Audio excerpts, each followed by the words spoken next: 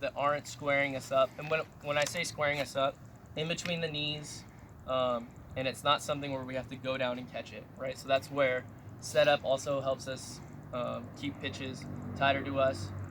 If the lower we are, the more room of error we have for the pitch to still be a good pitch to still throw down to second base.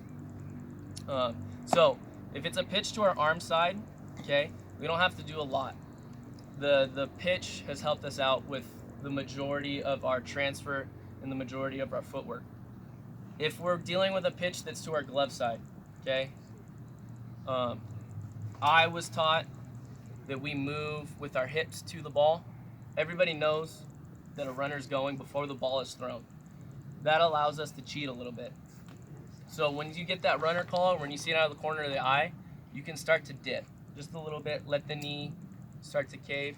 That lets us get in our momentum forward because we're trying to move everything down towards second base. Just like an infielder, you field a ground ball, you want to start moving towards first base. We want to start moving towards second base as soon as we can. If it's to our glove side, okay, we want to try and make that transfer happen to our pec, but we still want to move towards that pitch a little bit. If it's a breaking ball in the dirt or a breaking ball to our arm side, we don't have to worry about our step. We can catch and pivot. So there's two different types of throws that we'll practice. One is replacing our foot, getting our foot to the pitch, allowing us to get in line with second base, and another one is just to pivot and go. Both of those, like I said earlier, you got to just rep it. The pivot one is probably the toughest one for a kid to learn, which sounds counterintuitive, but a lot of them always been taught to field and then step and throw. If I'm able to just rotate and go, okay, it's going to shave a little bit of time into our pops. Ball and dirt, okay, we know a runner's going, we're going to try and pick and go. There's no point in trying to block a ball in the dirt when a guy is stealing.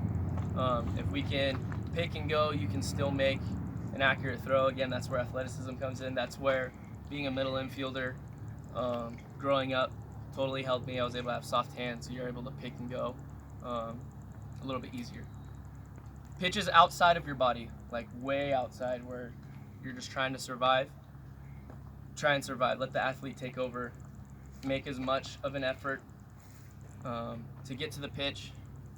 You don't have to worry about receiving and trying to make a borderline pitch a strike if you know somebody's going. That 90 feet is a lot more important than that strike one or strike two. Even if it's strike three, we still would rather take that out at second base because that's a guy that's not in scoring position. It's a lot harder for a guy to score here than it is for a guy to score from second base. So anticipating, cheating, letting that left knee drop, getting your momentum going forward, that'll help you shave just a little bit more time down to second base.